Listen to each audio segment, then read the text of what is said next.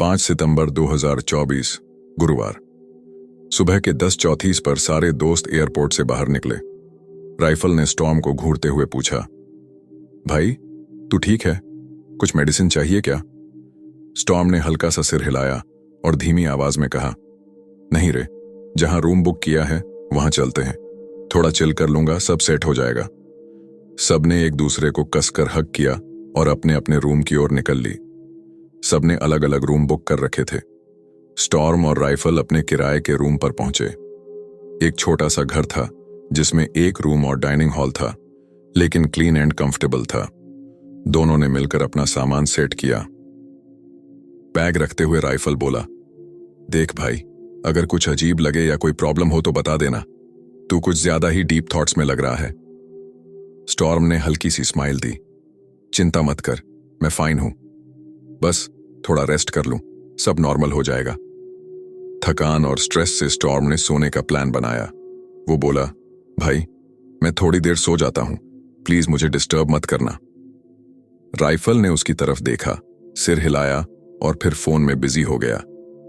Storm ने जैसे ही आंखें बंद कीं, तुरंत गहरी नींद में चला गया। इस बार कोई हॉरर ड्रीम नहीं आया और उसका दिमाग थोड़ा रिलैक्स फील करने लगा, लेकिन फिर भी उसके अंदर कहीं ना कहीं एक अजीब सा अनजान डर बचा हुआ था। शाम के ठीक 6 बजे राइफल ने स्टॉर्म को उठाया। उसने उसके कंधे को हल्के से झटका देते हुए कहा, भाई अब उठ जा, इतनी देर सोएगा तो रात को नींद नहीं आएगी। स्टॉर्म ने आंखें मलते हुए उठते ही कहा, भाई सच में काफी फ्रेश फील कर रहा हूं, लग रहा है ये नींद मेरे लिए लाइफ सेविंग थी। दोनों ने डिसाइड किया कि बाहर जाकर कुछ खा लेते हैं। पूरे दिन की थकान और टेंशन को छोड़कर वो एक लोकल रेस्टोरेंट पहुंचे। वहां का वाइब बड़ा शांत था, फिर भी वहां काफी रौनक थी। दोनों ने कुछ हल्का फुल्का खाया और फिर शहर के बारे में बातें करने लगे, कहां घूमना है, क्या करना है। वापस आते वक्त स्टॉर्म अचानक बीच रास्ते में रुक गया। उसने नाक सिकोड़ी और पूछा, भाई तुझे ये अजीब सी बदबू आ रही है? राइफल ने थोड़ी देर इधर उधर सूंघने की कोशिश की और फिर कंफ्यूज होकर कहा, नहीं यार, मुझे तो कुछ भी फील नहीं हो रहा, शायद तेरा वहम होगा। स्टॉर्म का फेस अचानक सीरियस हो गया।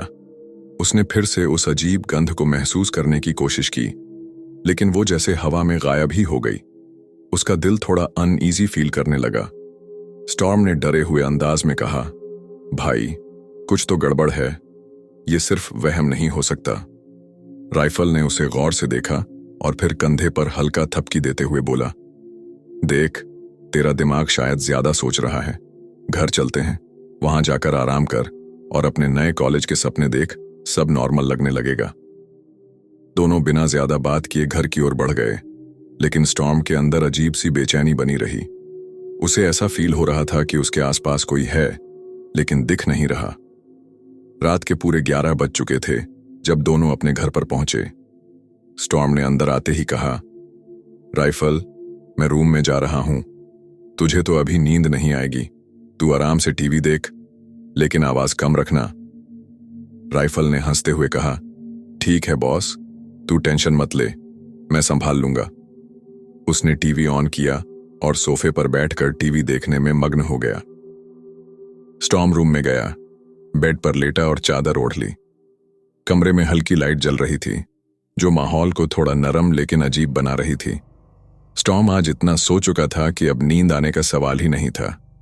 उधर राइफल डाइनिंग हॉल में मोबाइल और टीवी में बिजी था। स्टॉर्म ने आंखें बंद करने की कोशिश की, लेकिन हर बार उसे ऐसा फील हो रहा था कि कमरे के कोने में कोई खड़ा है। स्टॉर्म ने पहले इसे इग्नोर करने की कोशिश की, लेकिन वो अजीब सा फील इतना स्ट्रॉन्ग था कि आखिरकार उसने उठकर उस कोने की तरफ देखा। वहां कुछ भी नहीं था, बस खाली दीवारें और ठंडा फर्श। स्टॉर्म ने एक लंबी सांस ली और खुद से बड़बड़ाया, शायद मेरा दिमाग सच में ओवरलोडेड है, मुझे बस सो जाना चाहिए। वो दोबारा बेड पर लेट गया, लेकिन उस कोने से नजर हटाना उसके लिए मुश्किल हो रहा था। उधर राइफल सोफे से उठा और अपने फोन का चार्जर लेने के लिए रूम के अंदर आया। स्टॉर्म की तरफ नजर पड़ते ही वो रुक गया और बोला, भाई सब ठीक है ना? तू कुछ ज्यादा ही खोया खोया लग रहा है। स्टॉर्म ने जबरदस्ती एक फीकी स्माइल दी और कहा, हाँ यार, सब ठीक है, बस दोपहर में ज्यादा सोने के कारण नींद नहीं आ रही है। लेकिन उसके दिमाग में एक सवाल घूम रहा था, क्या वो सच में अकेला था? 6 सितंबर 2024 शुक्रवार सुबह स्टॉर्म और राइफल अलार्म बजने से पहले ही उठ गए। दोनों ने जल्दी जल्दी रेडी होकर कॉलेज जाने की तैयारी की। जैसे ही घर से बाहर निकले, स्टॉर्म की नजर एक शाइनी बाइक पर पड़ी। उसने थोड़ी देर बाइक को घूरा और फिर चौंकते हुए धीरे से कहा, यह मकान मालिक की बाइक लगती है। राइफल ने चेहरे पर एक शरारती स्माइल लाते हुए जवाब दिया, नहीं भाई, ये मैंने रेंट पर ली है। स्टॉर्म की आंखें बड़ी हो गईं। रेंट पर? क्यों? क्या जरूरत थी इस सब की? बेकार में पैसे बर्बाद करेगा, बस से आराम से जा सकते थे। राइफल ने बाइक की चाबी उंगलियों पर घुमाते हुए कूल अंदाज में कहा, मजे कर ब्रो, सस्ती मिल गई थी तो सोचा ट्राई कर लूं, और वैसे भी बाइक से घूमने का अलग ही वाइब होता है। अब ज्यादा दिमाग मत लगा, वरना लेट हो जाएंगे। चल पीछे बैठ। स्टॉर्म ने एक लंबी सांस लेते हुए उसे घूरा और फिर हेलमेट पहनते हुए बोला, भाई तू पैसे उड़ाने में मास्टर है, लेकिन खैर तुझे बदलना तो है नहीं। चल अब फुल स्पीड में निकल। राइफल ने बाइक स्टार्ट की और दोनों रास्ते भर हल्की फुल्की बातें करते हुए अपने नए कॉलेज की तरफ बढ़ गए। सुबह की ठंडी हवा बाइक की स्पीड के साथ चेहरे पर लग रही थी, जिससे माहौल और भी खुशनुमा हो गया था। स्टॉर्म को पहली बार लगा कि शायद राइफल का नो टेंशन, फुल मस्त वाला एटीट्यूड कभी कभी सही होता है। वियोरेनियस यूनिवर्सिटी पहला दिन था कॉलेज का, और पूरे कैंपस में एक अलग ही एनर्जी थी।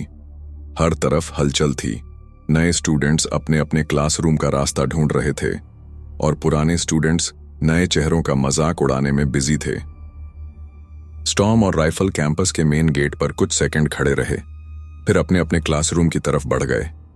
उनके क्लासेस के शेड्यूल एडमिशन के वक्त चेंज हो गए थे और उन्हें अलग सेक्शन में डिवाइड कर दिया गया था, लेकिन बस कुछ दिनों के लिए, क्योंकि राइफल इसे फिर से चेंज करवाने वाला था।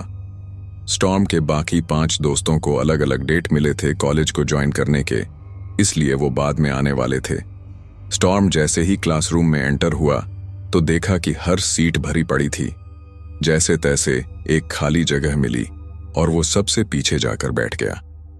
पहला दिन नॉर्मल था, बस इंट्रोडक्शन, थोड़ा लेक्चर और बाकी सबकी बोरिंग बातें।